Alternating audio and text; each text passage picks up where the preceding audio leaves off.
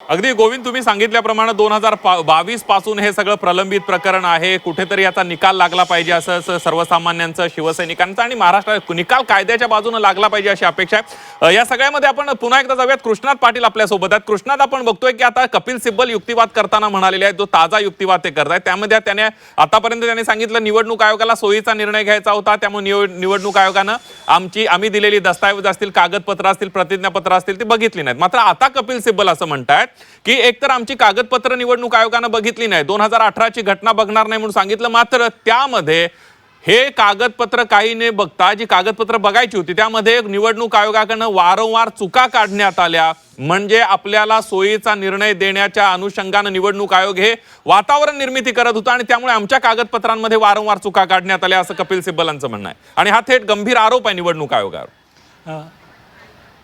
नक्कीच मोठा युक्तिवाद केलेला आहे यावेळी आणि केवळ सोयीनुसार पक्ष आणि चिन्हाचा निर्णय घ्यायचा होता, त्यामुळंच या चुका आमच्या काढल्या गेला अशा प्रकारचा दावा थेटपणे कपिल सिब्बल यांनी केलेला आहे. आणि याच वेळी कोर्टाने एक प्रश्न विचारला की यामध्ये मग तुमच्या घटनेमध्ये जे काही तुम्ही सांगितलेलं आहे की हे नेते विधिमंडळातले आहेत की पक्ष संघटनेतील आहेत, अशा प्रकारचा उलट प्रश्न जो आहे तो कोर्टाने यावेळी विचारला गेला. त्यावेळी कपिल सिब्बल यांनी सांगितलं की नेता उपनेता पद हे जे आहेत ते प्रामुख्याने पक्ष संघटनेतील पदं आहेत, विधिमंडळात अशा प्रकारची कोणतीही पदं नसतात. आणि त्याचबरोबर आम्ही ज्या काही कार्यकारिणी समितीचे एकूण 13 सदस्य असतात त्यापैकी 9 सदस्य जे आहेत ते निवडणुकीच्या माध्यमातून निवडून दिले गेलेले आहेत आणि केवळ 4 सदस्य जे आहेत ते नियुक्त केले गेले आहेत, ते देखील पक्षाचे कार्यालय अंमलबजावणी करण्यासाठीचे. आणि त्याचबरोबर एकूण 33 उपनेते आहेत, त्यापैकी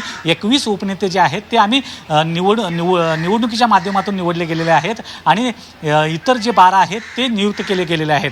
आणि त्याचबरोबर उद्धव ठाकरे आणि आदित्य ठाकरे यांची निवड जी की लोकशाही पद्धतीने झालेली आहे, उद्धव ठाकरे यांचा पक्षप्रमुख म्हणून जी निवड झाली ती देखील कायद्याला धरून आहे, लोकशाही मार्गाने झालेली आहे. आणि राष्ट्रीय कार्यकारिणीची निवड देखील लोकशाही मार्गाने झाल्याचा दावा हा कपिल सिब्बल यांनी केलेला आहे. आणि त्यामुळे वारंवार जे मुद्दे उपस्थित होत आहेत की लोकशाहीला धरून हे काही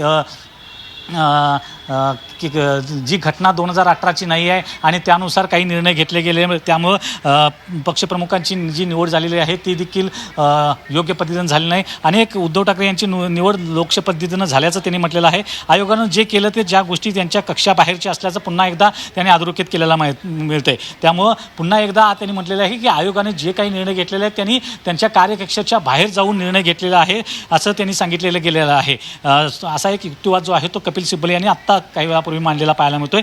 आणि आयोगाकडे केलेली जी काही कागदपत्र आहेत ती आयोगानं कुठलेही पाहिली गेली नाहीत असं त्यांचं मत आहे. आणि राष्ट्रीय कार्यकारिणीची जी काही निवड केली गेली ती लोकशाही पद्धतीनंच निवड झाल्याचं कपिल सिब्बल यांनी यावेळी युक्तिवादामध्ये सांगितलेलं आहे. त्यामुळं हा युक्तिवाद मांडताना कपिल सिब्बल जे आहेत ते वारंवार एक गोष्ट लक्षात मानत आहेत की आम्ही दिलेल्या कागदपत्रांकडं वारंवार दुर्लक्ष केलं गेलं, सोयीची भूमिका घेतली गेली, सोयीच्या भूमिकेनुसार चिन्ह आणि पक्ष हे त्यांना देण्यात आला. आणि त्यासाठी ज्या चुका आमच्या नाहीच आहेत त्या चुका वारंवार केंद्रीय निवडणूक आयोगाकडून काढण्यात आल्या आणि कुठंतरी त्याचा बेस जो आहे तो बनवण्याचा प्रयत्न केंद्रीय निवडणूक आयोगाकडून घेण्यात आला. त्यामुळं 2013 पासून उद्धव ठाकरे पक्षप्रमुख म्हणून हे सर्वांना माहीतच आहेत, कारण बाळासाहेब ठाकरे हयात असतानाच त्यावेळी पक्षप्रमुख पद हे झालं होतं. आणि घटनेत ज्यावेळी बदल होतं बाळासाहेब हयात नाहीत 2013 पासून, तेव्हा देखील उद्धव ठाकरे पक्षप्रमुख म्हणून आलेले आहेत. आणि उद्धव ठाकरे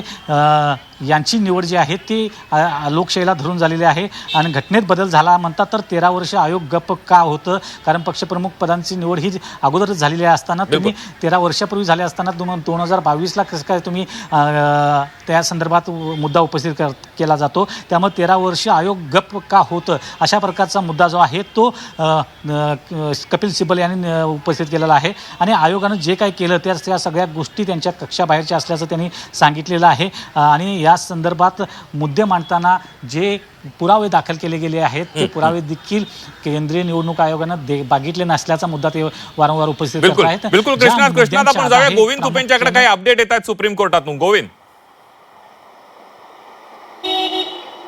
एकूण जर बघितलं तर या ठिकाणी न्यायमूर्तींनी एक सगळ्यात महत्त्वाचा प्रश्न उपस्थित केलेला आहे.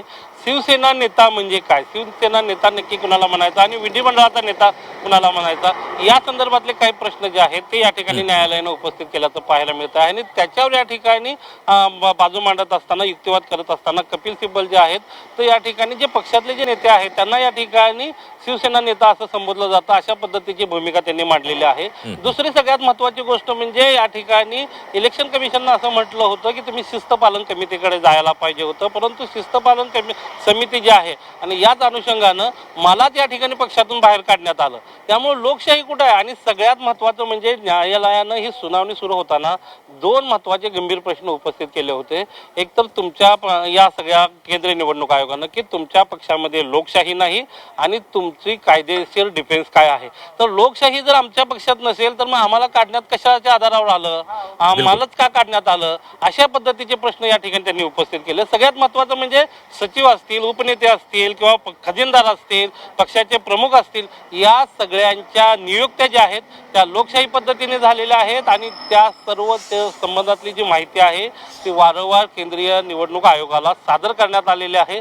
तशा पद्धतीच्या पोचपावत्या आहेत. हा मुद्दा वारंवार ते ठासून सांगताना दिसत आहेत आणि मुद्दा पुन्हा लोकशाही आणि या सगळ्या अनुषंगाने येतो आहे की लोकशाही नाही, परंतु तेच सांगण्याचा प्रयत्न करतायत जरी आमच्याकडे लोकशाही नाही, परंतु लोकशाहीच्या मूलतत्वावर जे आधारित घटना आहे, पक्षाची जी मूळ घटना आहे की ज्याला या ठिकाणी काही तंत्र लागले असं हे केलेलं आहे, तर त्या घटनेवर तुम्ही आम्हाला जर अवैध असंविधानिक आहे असं म्हणताय तर मग एकनाथ शिंदेना तुम्ही कशाच्या आधारावर त्या घटनेच्या बेस धरून बेनिफिट दिले, हा सगळा कळीचा जो मुद्दा आहे ते उपस्थित करत आहेत. आणि सगळ्यात महत्त्वाचं म्हणजे हा सगळा जो युक्तिवाद आहे, या युक्तिवादातलं सगळ्यात महत्त्वाचा जो मुद्दा आहे की केंद्रीय निवडणूक आयोगाने आमची कागदपत्र पाहिली नाहीत. म्हणजे आम्ही हे सगळं जे म्हणतो आहोत ते आम्ही ऑलरेडी केंद्रीय निवडणूक आयोगाला सादर केलं आणि केंद्रीय निवडणूक आयोगानं मात्र हा एकतर्फी निर्णय घेतला आणि त्यामुळे आम्हाला आमची आवश्यक ती बाजू मांडायला संधी मिळाली नाही. त्याचबरोबर आमचं जे म्हणणं होतं ते या ठिकाणी गृहीत धरलं गेलं नाही आणि त्याच्यावर विचार विमर्श झाला नाही, अशाही पद्धतीचा जो आरोप आहे तो या ठिकाणी कपिल सिब्बल करतायत. आणि लोकशाही जो मुद्दा या ठिकाणी लोकशाहीचा उपस्थित केला, पक्षामध्ये लोकशाही नाही, हुकुमशाही पद्धतीने पक्षाचं काम चालतं, तर त्याच्यावर बोलताना या ठिकाणी पक्षाची रचना, पक्षातली निवडणूक प्रक्रिया या संदर्भात सुद्धा कपिल सिब्बल जे आहेत ते या ठिकाणी न्यायमूर्तींना स्पष्टीकरण देताना पाहायला मिळत आहेत. अगदी कृष्णात, आपण या सगळ्यामध्ये आपल्याला माहित आहे की शिवसेनेमध्ये नेते उपनेते हे पहिल्यापासून सुरू आहेत. बाळासाहेब पक्षाच्या स्थापनेपासून शिवसेनेमध्ये नेते उपनेते असं मात्र या सगळ्यावर आता खल होताना दिसतोय. विधिमंडळ पक्षाचा नेता आणि शिवसेना नेता ही शिवसेना नेता ही संज्ञा थोडीशी अस्पष्ट असल्याचं आता न्यायमूर्तींनी म्हटलेलं आहे. तर त्यावरचा युक्तिवाद कपिल सिब्बल कसा करतात हे बघणं सुद्धा अतिशय महत्त्वाचं ठरणार आहे.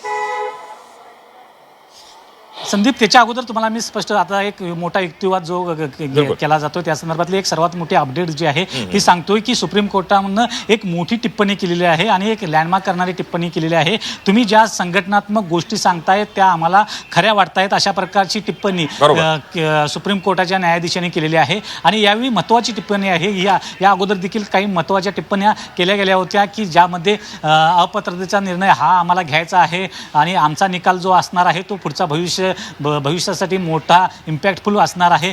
आणि त्यामुळं आत्ताची जी टिप्पणी आहे की तुम्ही ज्या संघटनात्मक गोष्टी सांगता आहेत त्या नक्कीच आम्हाला बरोबर वाटतायत, अशा प्रकारची टिप्पणी केलेली आहे. आणि तुम्ही जो मुद्दा उपस्थित केलेला आहे की या ज्या काही गोष्टी लोकशाहीला धरून किंवा विरोधात केल्या गेल्या आहेत आणि केंद्रीय निवडणूक आयोगाच्या संदर्भात टिप्पणी करताना खास करून या गोष्टी कपिल सिब्बल यांनी अधोरेखित करताना पाहिलं गेलेलं आहे.